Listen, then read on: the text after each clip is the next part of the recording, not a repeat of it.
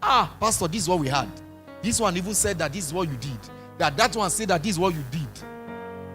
And so I found out that anytime she finished talking to us, I feel drained. Like, I feel drained. She would tell me about this one. She would tell me about that one. One day she was talking to me. She said, Pastor, this is our so of our member. Do you know that she has the child outside wedlock? How does it affect me? You know, immediately I told my wife, I said, please, anytime this person comes around, they ask of me, tell them I'm not around. Tell them I'm busy. Tell them I'm busy. So once such person comes and say, Pastor, it starts with Pastor.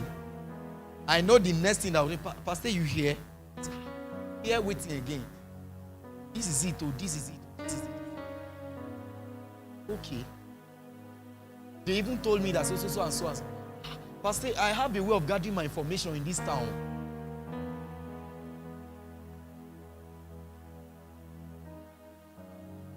Please surround yourself with quality people. You might not have plenty of them, but just ensure that you have a few of them. Am I communicating? See, this year is that year. You want to do exploit, right? You can't afford to hang around vultures when you are an eagle. You can't. You can't. Surround yourself with people who are on a journey like you're going. Surround yourself with people who are telling you that, okay, this is what is selling in the market now. This is what is happening. This particular course is for free. This webinar, I saw it is for this. Those are the kind of people you should surround yourself with. Am I communicating? Don't entertain useless relationships this year. And when I mean useless, is any relationship that is not useful to you. It's not adding anything to you. It's not adding anything to you. I might not have the money, but I have somebody who is on my neck, and he's been telling me that there's a particular land somewhere. He still saw me today. He said, Pastor, you can buy this land. You can pay 3 times. I want. Not the one who will stop me in Market Square or stop me in whatever square. And then all you want to give me is the pastors that have slept with virtually everybody in the city. How does that affect me? You don't understand? Some few weeks ago, I was in a company of some pastors. They are doing well in their own right. They are doing well. But I found out that in the midst of that our conversation among us as pastors and all of that, you know, this one kept saying, I can't invite this one. Oh. I can't invite that guy. Waiting that guy show me shaggy. You know, this one started giving history of when they started ministry, how this guy showed him shaggy. And now that God is helping him, he will deal with the guy. You know, the other pastor we're talking was telling the other one, I was saying, see, I beg, just give me a list of the people to invite and those not to invite in Kaduna. When I came out of that place, I told myself, I said, this is the last hangout of this kind of hangout. This one will hang my destiny. I don't want it. So when they called my wife the last time, I said, is pastor around, this, that, and all of that. I told them, I said, I can bring David for them. Let them tell David all the rubbish they want to tell him. Praise God. Please be mindful of your relationships, your peers this year. Don't hang around people who see you as a competition this year. Am I communicating? You know, there are people who see you as a competition. Because you did this, they also want to do it. And so if they also did and it's not working, they begin to avoid you or they begin to... You don't understand? See, look for people who have your interest. They say birds of the same feather, they do what? They flock together. Look for your flock. Look for your kind and flock with them this year. Am I communicating? You need it. You need it. You need it. You need these relationships. You need this relationship. Look for friends you can call and you pray together over a matter. Are you with me? Are you with me? There are such people around your life. There are such people around your life. Believe me, there are still genuine friends. I know that you must have suffered one or the other from certain friends. Like I was with a pastor on Monday and she was trying to tell me something. that our husband kept asking her this question. That pastor, my husband kept asking me this question. That this person, are you sure this other pastor is your friend? I said, yes, now we have been friends for years. We have been friends and all of that. She said her husband asked her again, are you sure this person, this pastor is yours? She said, we have been friends. And when the husband started telling her the things that her friend came to tell her about her own husband and of each other. But that of your subordinate, you need it for the lifting. You need it for the lifting of others.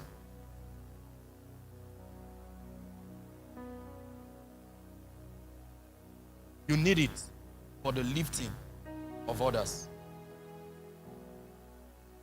You need it for the lifting of others. As God lifts you in life, as God blesses you in life, as a matter of fact, there is no level you are today that is not another person's desire. The level where you are is the desire of another man. And so what lifting others does is that it takes you from that level where you currently are to a higher level as you lift others to the level where you are. That level can't be vacant. As God is lifting you and you are lifting others, you are also rising in life. There are people who are only out to get from people and are not willing to pass down to others.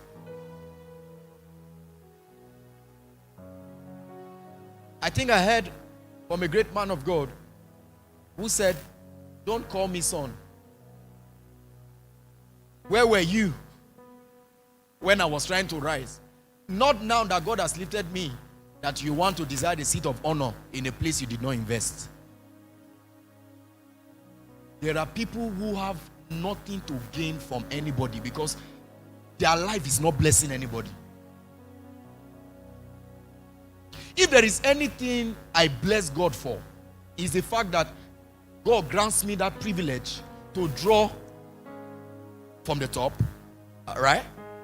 Share with my peers, and then pass it down to those that are coming.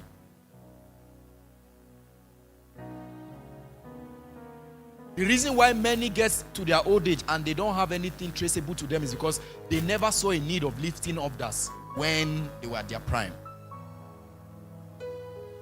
God blesses you. Look for people to be a blessing to. It's not a function of age. I said it here one time. I said people call you daddy not because of your age, but because of the role that you play in their lives. Who is thanking God for your life? Who is that teenager that is thanking God for your life? You know, while I was preparing this teaching, I was just all out to get something done for my wife. And I was thinking about the men they called the weak, the feeble men that came to David. Just in another book, we're told, and these were the mighty men. And we're told that these men were ready to go all out just to make this man okay. There are some of us that if you cough now, you know the number of people who will respond to it.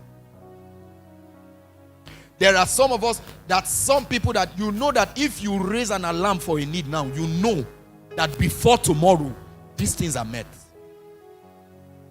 But you enjoy it on the basis that you have been a blessing to others. Am I communicating? Who is your life blessing? Who is your life blessing? Are you a burden or a blessing to people? Are you an asset? Who is thanking God that you are still living? You know, there are many people who will not help people with the blessing of God on their life. It's while they die, the same people you refuse to help, they will still eat it and they will still insult you on it. And meanwhile, you see a young lady who is just 25. And that's why if it is in your heart, God will put it in your hands. You are a young lady and you are trusting God that at an NGO and you will sponsor girls in school. Because it's in your heart, God will do it. And those ones you are blessing, they don't see you like their sister, they see you like their mother. So you don't have to carry your own physical children to become a mother. Your random act of kindness can change your position. It can change your position. And that's why you need to trust God for the spirit of discernment. Who are the people that God has brought around my life? How am I pouring into them? How am I pouring into them? Not too far from now, when I was going to clock the year 30, I had it as a goal to mentor at least 30 young people. I wrote it as a goal. I said, my life has been a blessing to people. As a matter of fact, I came into leadership position at a very young age.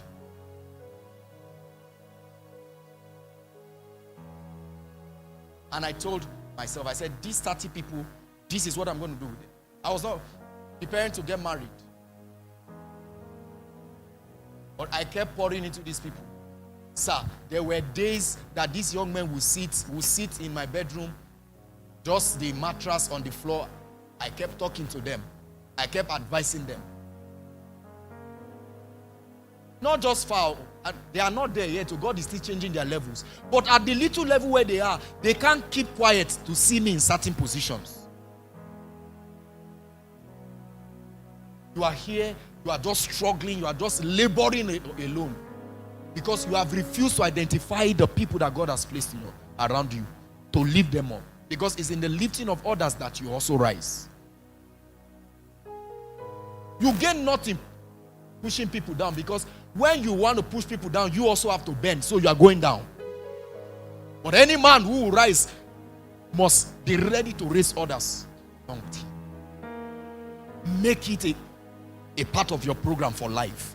That, Lord, as you lift me up, I will be a blessing to those around me. Who is that young man? I need to connect him to go learn his skill. Who is that student in my school? Who is that child that you have, that teenager? Not just far from December, I was in a meeting, in a wedding solemnization, and they said, let's call the father. And when they called my name, I was laughing. I said, father of the day. But I look back to the young man that is getting married. This was a teenager that looked like nobody many years ago, but kept pouring into him. Victor, you can be this. Victor, you can be that. And today, Victor is getting married, and they say, let's call the father of the day. And then they say, we have one of God's choice servants in our midst. Trust me, and I didn't go bad. I wear my agbada.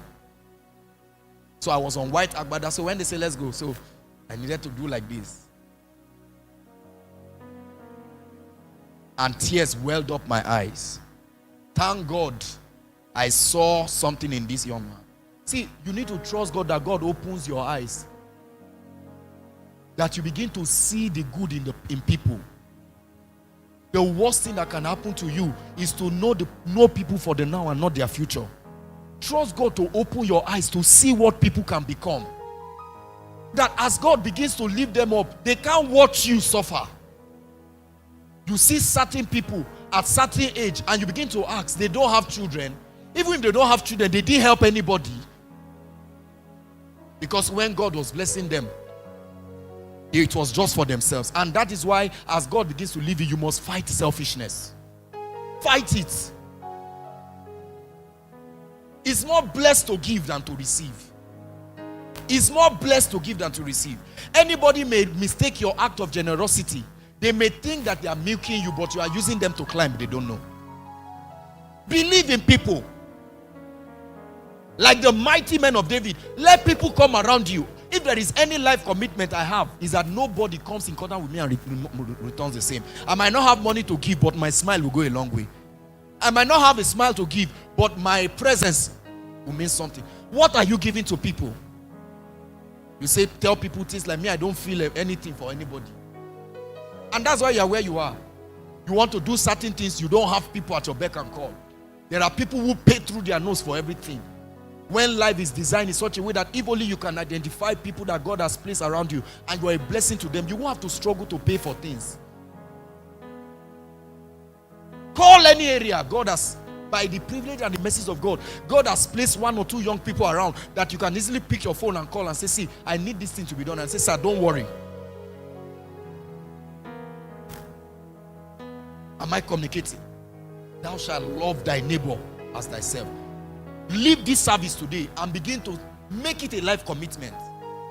Build it as your personal code of conduct for life. That my life will keep adding value to people. There are school fees that must be paid. There are scholarships that must be given. There are medical bills for people who need it genuinely, and I must be a blessing to them. You don't have to start making millions to be a blessing. Start from where you are with what you have. Be a blessing to people. Let a parent of a child see you and thank you and say, thank you for my child. And ever since you came into the life of my child, I can see some rearrangement in their lives. Thank you for agreeing to mentor my wife. Ever since my wife started connecting with you, I saw changes. Thank you for paying the school fees of this child. And I'm speaking to everybody. I'm speaking to everybody. Make it your lifetime commitment. Make it your lifetime commitment. From the days of having nothing, sir. From the days of having nothing, I have nothing less than 4 young men. 5 young men staying with me. And so most times they finish cooking and they say, have you eaten? Because I need to ask them, have you eaten? They are not young people. But have you eaten? Have you eaten? They say, oh, I've not. But this person did not get. I said, take it and go and give it. Pastor, what will you eat? I said, don't worry about me. Make tea for me to take. And so there is no location I want to travel now. Port Harcourt, Lagos, Abuja, or none of those places. Some of you have to travel to a town and you are stranded because God gave you the opportunity to be a blessing to people at that particular time. You misused it. There are certain places I travel to now. I might not drive in those places, but I'm so sure if this one hears that I'm in town, they are all out. That's maximizing relationships. That money you are using to pay for hotel bill can be saved. We had a great man speaking on Sunday. He said he was in the house of a particular protege in London for how many years? For 6 good years. Do you know what it means to stay in a house, in such a house for 6 good for free in London? Relationship will give to you even what money can. Some of you, the people can recommend you for job. And also, you have privileges to recommend people for job, but you will never do it. Walk out of this service this evening and make a conscious decision that I will be a blessing to my generation. That nobody meets me, nobody comes in contact with me and returns back the same. Either my show of appreciation to them, either my smile, either my words, something must lead me to them that they can't forget me from. Something must lead me. Something must lead me. God is leading us to do 1 or 2 things around now. And I pick my phone and I call this person and I say, sir, don't worry. We have set up a team already. We have done this already. But these were same people who would travel those days and come to Kaduna far. And then, what is your purpose? Sir, I don't even know what is purpose. Sir, what is your vision for life? Says, I don't know. And you begin to school them like a child. You thought you were wasting time. But you don't know that all you were doing was for posterity's sake. And so those relationships now are paying you what money cannot give to you. Even if my money can do some of those things, presence is needed. Who is blessing God for your life? Destroy selfishness. Plan great things for people. As you plan for your life, plan for people. Are you hearing me? As you are planning for your life, plan for people too. You may say, yes, I've done 1 or 2 things for people, and then they jilted me, or they backslid. Let it not stop you. The best of a man will always be a man. Are you hearing me? The best of a man will always be a man. It can't be a God. So let them not stop you. Let them not stop you. I've had people do 1 or 2 confrontations around me, and I say to my wife, I said, I think I will just have to close up. But I wake up tomorrow again and say, no, you are too small to stop me. Is this a lifetime commitment? You can't stop me. This is not about you, it's about the kingdom. It's not about you. You are too small to stop me. Not everybody will remember you for the good. But don't forget, whatever a man sows, he will reap. Sir, you are not wasting your life. Believe me, 5 years from now, 10 years from now, you make this decision. And then you sit down and you begin to ask yourself, what charm am I using? Is the charm that you mastered relationship, the act of relationship. That you saw a nobody and you decided to believe in that person. And 5 years from now, that young man starts a multi-billion-dollar company and he says, sir, all we just need is your name on our board of directors and we'll pay you. What am I bringing to the table, sir? You have brought to the table those days of Gary when we had nothing. Thank you for believing in me. Thank you for those words of encouragement. Am I talking to somebody? Have value for people. Treat people well. Treat people well. You know, it's a deception in our world that it's only people who appears to come with a car or dress in some way you want to treat them with certain ways. You need to trust God for the grace, for that spirit of discernment. I call it the spirit of discernment, to see into the future of certain people. You know, God can open your eyes in such a way that you see this young man now and you can tell that this young man is going somewhere. And so he's saying, sir, what are you seeing in me? That you believe so much in me. You let him know that what I'm seeing is beyond you. I'm not seeing you for the now, I'm seeing you for the future. I'm seeing you for the future. And so I value you. Even when you are going in the wrong path, I will pull you back. Because I value you. I know where God is taking you to. The investment of God upon your life must not be a waste. Not when I'm here. Take care of people. Like I said, know people for the future. Treat people well. Treat people well. Treat people well. I needed to do consulting for a particular ministry. And I called one of my proteges. And I said, please, can you send me the document of your ministry? And when the young man sent me the document of his ministry, and I saw the position he placed my name in that ministry, I was blown. But this was a young man that came to my house. That time, my elder brother called me. He said, I have somebody, I want him to stay with you. And I said, my house is full. I can't accommodate any young man now. When that young man was coming to my house, he was on bedroom slippers and the Ghana must go. He didn't look like it. He didn't look like it. After like 2 years, I told him, I said, one of the greatest mistakes I would have made in my life, aside not marrying my wife, is refusing you. I told him. And I didn't know when tears came. Because I had every reason why I should not accept that young man.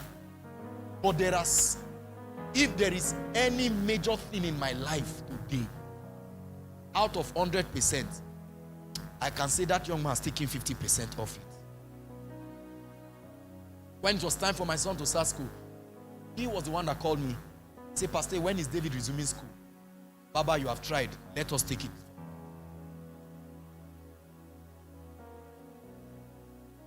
But this was a young man that walked into my house. As a matter of fact, the securities even stopped him at the entrance of the gate. They stopped him at the gate because of the way he was looking. They called me from upstairs.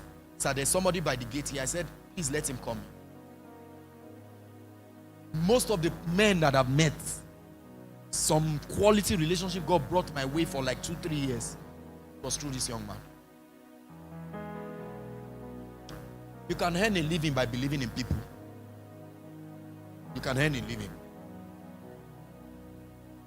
When it was time to change the cushions in the house, he changed it.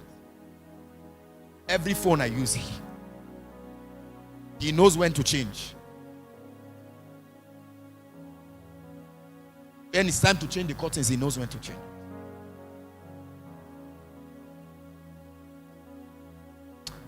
You can earn a living in believing in people. Don't struggle through life with your eyes closed, just treating everybody anyhow. Because they don't have now does not mean they won't have tomorrow. Discern and invest in people. Discern and invest in people. I believe so much. Though I know that she might not, when you talk about age-wise, she's old enough. As a matter of fact, she's like the age of my elder sister, our firstborn.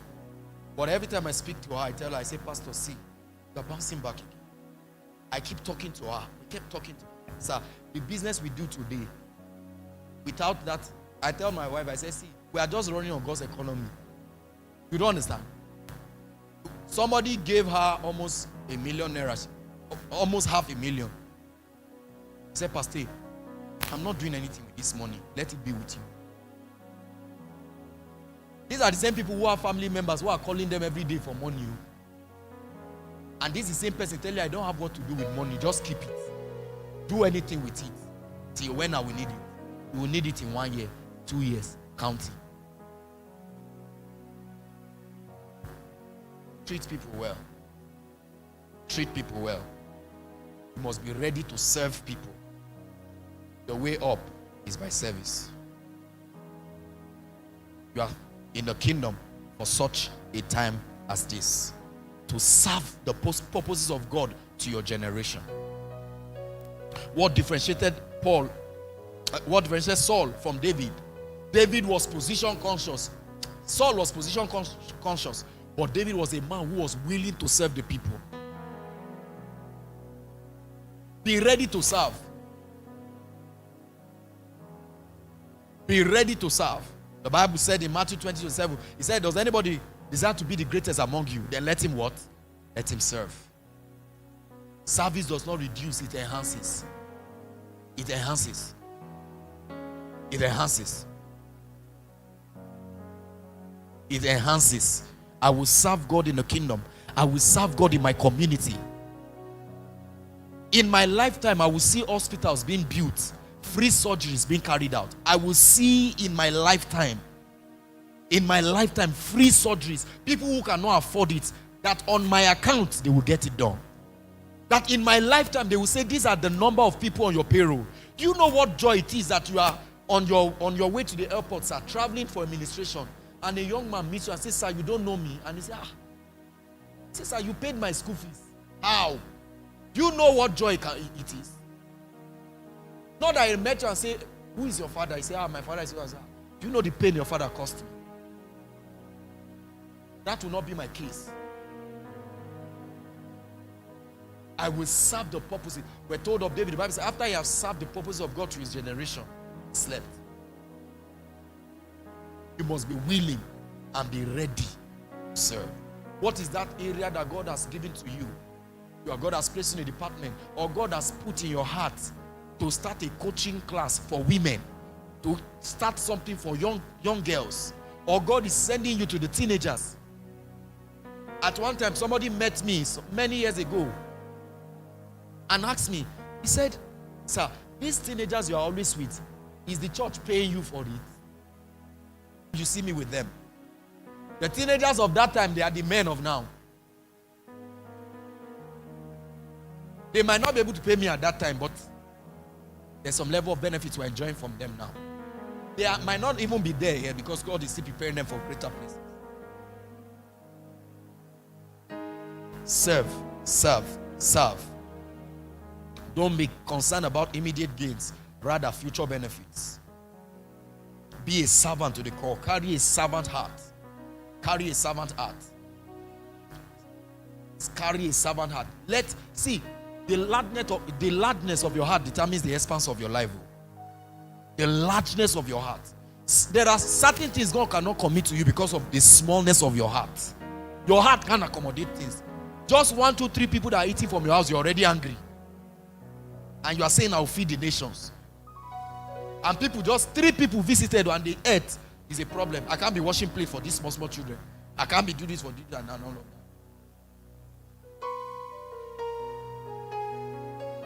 I can't be doing this for these small children. And those small children now are the ones that you need to see. They say you need to sign something. Say, hey, me see Gideon sign. But he was a small boy as at that time now. Largeness of heart. Largeness of heart. The largeness of heart. Somebody hearing me. Make it a commitment to serve the people that God brings your way.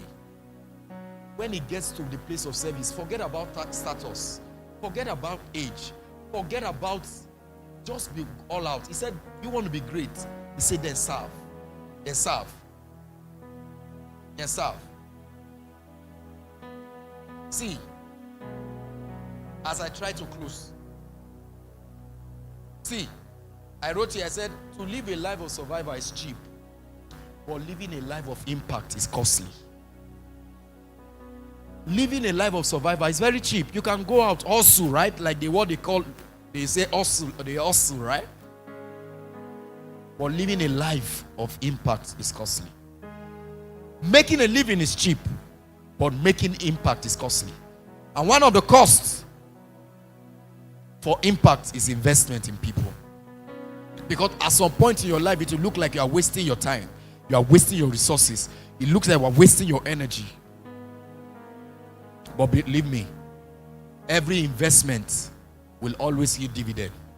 A life without investment, they say, will be full of embarrassment.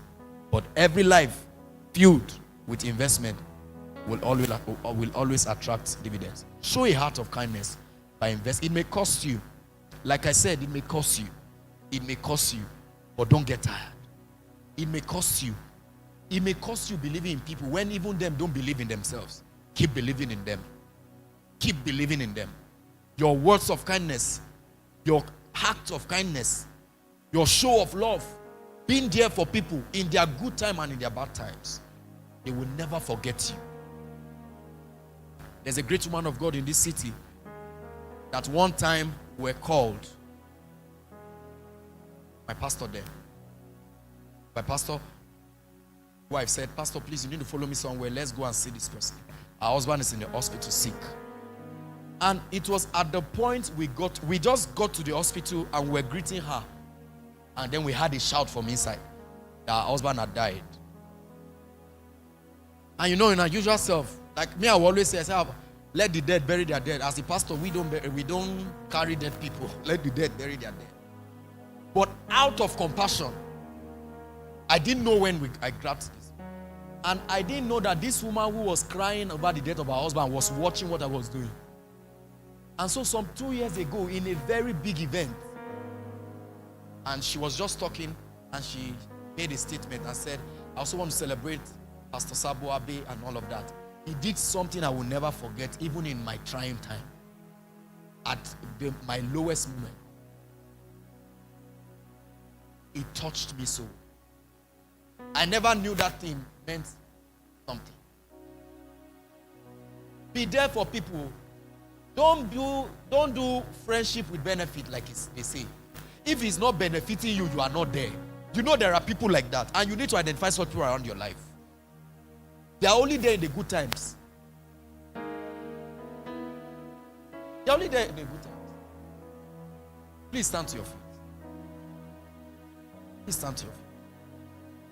Be there for people. Be there for people. Be there for people. Am I communicating? Be there for people. Sometimes your presence might not be able to go. Let something leave you to them. Be there for people. There are people today who say they want to get married, sir. Believe me, sir, the way you wanted to get married and then you said somebody sent you money. It's not everybody they send money like that, though. There are people they say their wife gave birth and then from the day one they start buying Pampers. Because they never blessed anybody. That anybody saw a need to be a blessing to them.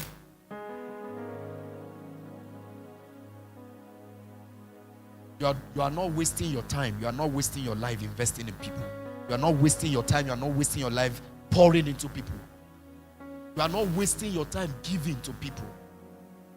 And when I mean giving, you can give anything. Give your time. Just that 1 minute of call, hello, just to check up on you. How are you people doing? Sir, we are doing fine. Sir, this call means a lot to me. You've had people say things like that. Man, this call means a lot to me. People will be there for you when you are there for them. You don't demand from life what you have not also given to it. You don't demand from people what you have not also invested into them. You are going to pray and ask God to grant you grace to love people for who they are and not for what they have. You know, you can mistakenly love people for what they have.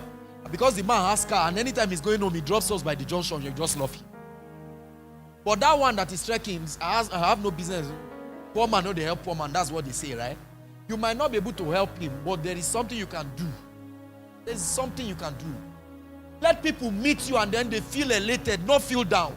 Have you seen people that when people come around them, they feel down? They feel less of themselves. Every time people come around you, they feel like they are nobody. And so when they see you, they want to refrain. We went on visitation and Pastor was saying, Pastor, do you mean those things you were saying? I said, yes. Because every house we enter, I said, you have an amazing place. Your house is fine. This place is good. If you are not careful, you say, is this man trying to mock me? That's just my way of, if I can't, this is my best way of saying, see, you are not doing bad, but this is not your stopping place. But you enter people's house, that's when you are seeing, who should buy rat poison? I saw rats. See cockroaches everywhere. You don't understand. They give you seat to sit down. You make them feel that of a truth they are nobody.